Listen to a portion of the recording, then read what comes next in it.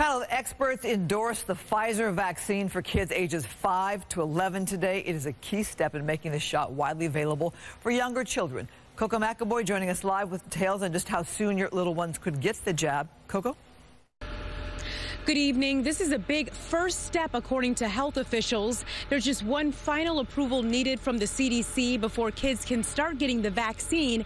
And we spoke to parents at a park today to get their take on the news. 3, 2, 1, go!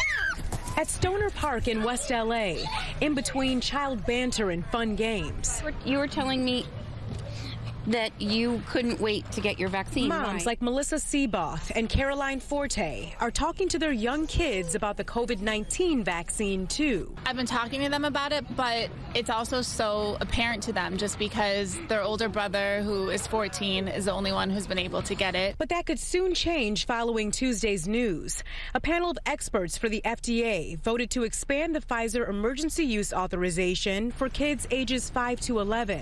If the CDC approves too, kids could begin vaccinations early next month and could be fully vaccinated by Christmas. It's a good Christmas present. We can all be together. It means a sense of security for her, I think. We've been waiting months for this to occur. Pediatrician and mom, Dr. Rishma believes vaccinating young kids will be a key step forward. Having this vaccine available for our pediatric group is going to help our children feel safe while they're in school, while they're at restaurants, and this is going to help us achieve herd immunity. Dr. Chan says the Pfizer vaccine for kids will still be 2 shots, but with a much lower dosage. Every medicine we give, every vaccine we give is something that's based on their weight, their age, and their bodies. Pfizer tested the vaccine for months, tracking more than 2,000 kids, and found the vaccine was more than 91% effective in clinical trials. While coronavirus impacts kids differently than adults, Dr. Chan says the stats are telling.